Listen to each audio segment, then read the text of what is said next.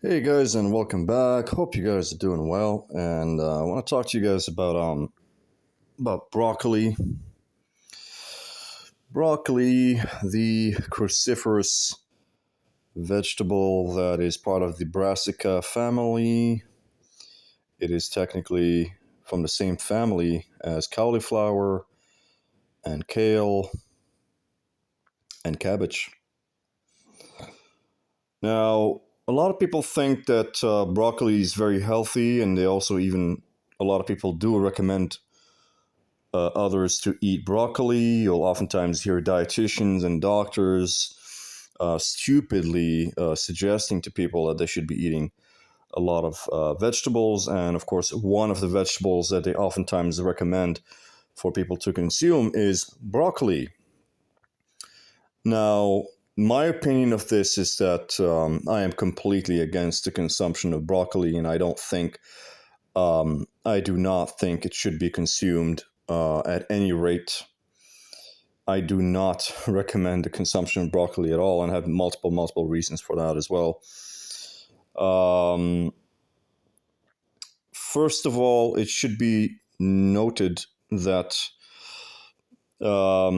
if you want to consume some kind of plants in addition to your animal foods and animal products, um, you can definitely have things like fruit, because fruit are designed to be consumed by humans. Fruits, what they do find is oftentimes that the fruits do not contain any anti-nutrients. There are no substances in those plants which are going to mess up your digestion or cause any problems, because these fruits want to be consumed by humans uh, because of procreation. They need the humans to consume these fruits in order to spread them around. So it is because it's beneficial for the fruits. Um, the fruit does not offer up any type of resistance against being consumed, because the fruit wants to be consumed. Vegetables, on the other hand, do not want or wish to be consumed, and as such, they offer up a lot of resistance. And this resistance we know as anti-nutrients. Some of them we also call antioxidants, but a lot of antioxidants are technically just a bunch of poisons and toxins. And, you know, as the poisons and toxins that they are, and the anti-nutrients and all these things, they do not want to be consumed by humans, and they will definitely cause many problems when consumed. Many anti-nutrients do exist in different types of vegetables, such as phytic acid is a very common one. Oxalates, a lot of vegetables tend to have oxalates. Things like spinach, potatoes also contain oxalates. Many different vegetables do contain some level of oxalate. Even cabbage contains oxalates.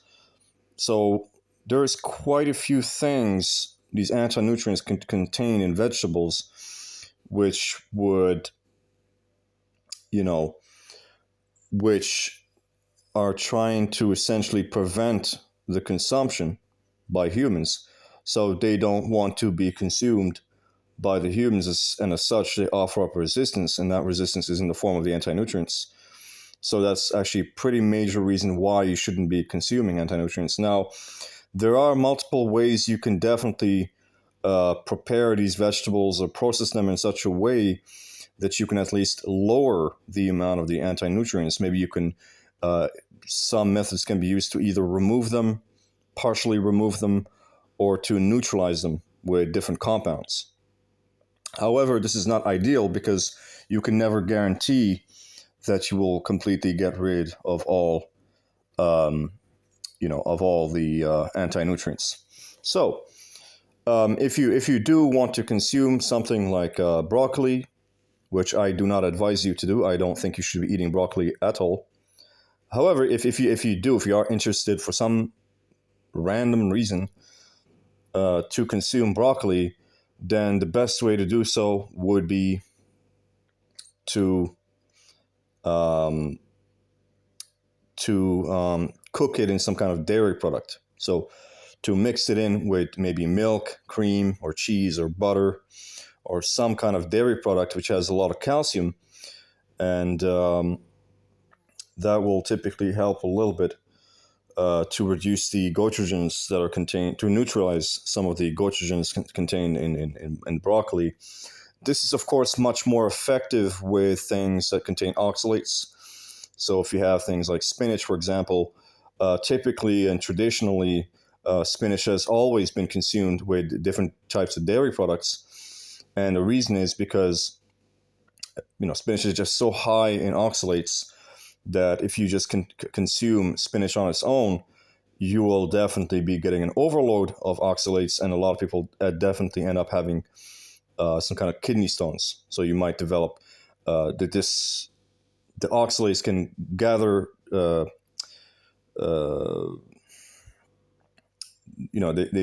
You can start to get too many of these oxalates, and these are like crystals, right? And then they get together, and then they form these stones, and you can get oxalate stones, or they're called also kidney stones, whatever. And then you have a massive problem, because now your kidney has this stone inside of it, which is preventing the flushing of the urine and the filtration, and messing up the filtration, all these things. And of course, getting rid of kidney stones is pretty painful and very difficult. So if you do want to consume some of these vegetables, now this is not limited specifically to broccoli, but it applies to a lot of vegetables. It applies to broccoli, it applies to spinach, it applies to cabbage, it applies to pretty much everything. It's always better to find some way that you can, neutralize it with something, And back to, just wanted to mention something about the spinach, is that when you look at all the cultures that consume spinach, you look at the Greeks, for example, and they have this thing called spanakopita. And spanakopita it's spinach. It's a pie the filling is made of spinach mixed with Greek cheese. So they always mix a spinach with some kind of dairy product. And you might also have, different, for example, here in Germany, when I go to the supermarkets and I'm interested in buying some spinach, I'll find on the aisles, I'll find the spinach is, always comes prepackaged as a mixture with cream. So the spinach is always mixed with cream.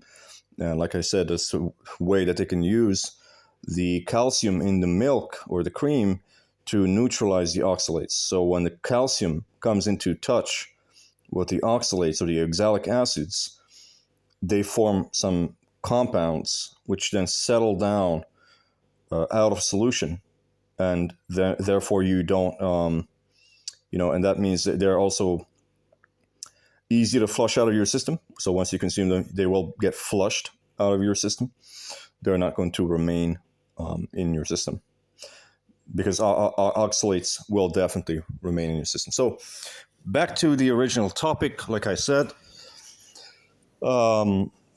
broccoli is something that I'm against, and I think people should not be consuming broccoli simply because of the anti-nutrients contained in it. There is absolutely no reason why anybody should be putting foods like broccoli in their mouth, because humans are simply not designed to consume these types of vegetables. And we humans are not supposed to be consuming these vegetables. They are not natural to us. A lot of them are basically hybrids. They are hybrids.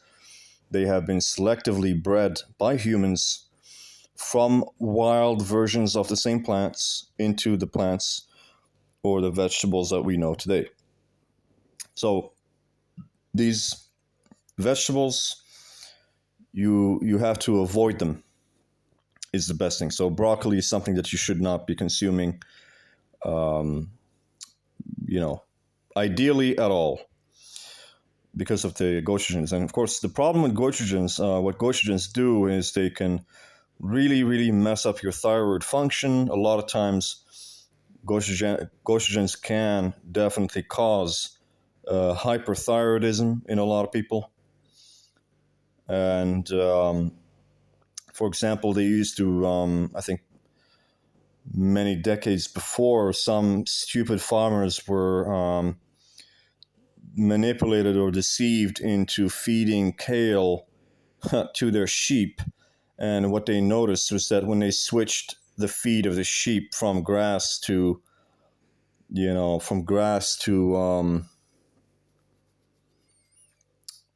to kale, they noticed that the sheep started getting sick and they started getting some problems with their thyroid function as well, and getting goiters also.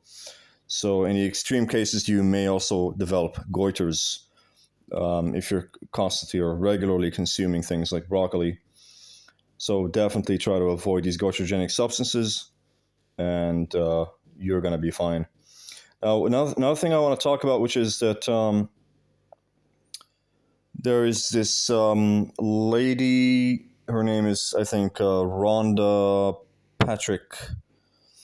I believe it's Rhonda Patrick, and she showed up multiple times, I think, on Joe Rogan's podcast, and she mentioned how, she believes that people should be consuming broccoli, especially the broccoli sprouts, because when these broccoli sprouts are, I don't know, prepared in some specific fashion and then cut, they release sulforaphane, and she believes that sulforaphane can protect people from cancer and that it could lead to longevity. It can lead people to live longer. Now, this is complete nonsense, by the way. Rhonda Patrick's recommendation is completely nonsensical at all. It's not really, it's not really sound advice to recommend people to eat broccoli or broccoli sprouts. I do not think that they have any anti-cancer effects. Actually, you should realize that sulforaphane is a type of poison. It is technically a toxin. It's a poison, and it's also an anti-nutrient. So this is something that you should not, as a human, be consuming. This is, if these this sulforaphane is going to harm you, so there's really no reason to believe that it will help you in any way. And there is absolutely no proof that it can help you live longer, or to protect you against aging, or to protect you against cancer. This is complete nonsense, and it's always part of the brainwashing that a lot of people are suffering from nowadays. There's always this belief that when people get cancer or any type of serious diseases, they always think that they can use plants to heal these diseases. Now, there may definitely be plants out there that can protect or help assuage or just really really help with the some diseases. But normally speaking, I would say that meat and honey is the first place to look at if you're trying to live longer and prevent cancer and just being generally healthy. Consuming a lot of raw meat and honey is the best way to go about it. But it's true. There are technically some plants that will help out with certain things. For example, I have personally discovered that raw garlic is amazing for many things. It's a blood thinner. It can thin the blood. It's a diuretic. It can help prevent atherosclerosis. It can help prevent cardiac disorders or cardiac disease, heart disease. It's a strong antibiotic. So if you have any problem with some kind of bacterial infection, taking a bunch of raw garlic will definitely help with the infection. And of course, it can definitely boost the immune system as well. But yeah, the problem with these people is they're always looking for plants for the solution. And a lot of people have these crazy beliefs that plants are like some kind of insane, having some kind of insane medical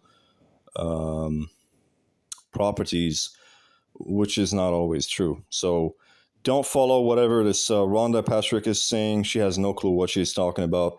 Recommending people to consume broccoli is not, definitely not a good idea. Um, you know, because of the sulforaphane. You know, I find this quite interesting that she does actually mention the word sulforaphane without realizing that sulforaphane is technically classified as a toxin. Like everybody knows, sulforaphane is toxic. It's not something that you should be consuming. You know, and then you look, for example, it's like saying, you know, I recommend people to go and consume caffeine, for example, or I recommend people to go and consume coffee. No, I wouldn't recommend people to go consume coffee. I do it myself once in a while, but um, it's just because I'm used to consuming coffee. But I do know on some level, I am aware that the damage being done by the coffee is much, much more than the benefits that you receive from the coffee. Because, yes, there may be some benefits to consuming coffee, I absolutely agree, but there are also many negative effects stemming from the caffeine. And of course, we know that coffee also has many anti-nutrients, and that it can mess up your digestion. It can cause indigestion and digestive problems. So there are many reasons as well why you shouldn't be consuming coffee, generally speaking. Now, so yeah, that was my 2 cents on broccoli. I don't think you should be consuming broccoli. As a matter of fact, I don't think anybody should be consuming any vegetable at all, whether it's broccoli, cabbage, spinach, um, you know, whatever different types of vegetables, kale, cauliflower, carrots, what have you. These are things you should technically stay away from, and I've provided you with multiple reasons. It's because of the anti-nutrients. You have to stay away from the anti-nutrients. Anyway, guys, hope that you enjoyed this. Hope that you learned something new. Hope that it benefited you in some way. And I will see you guys in the next one.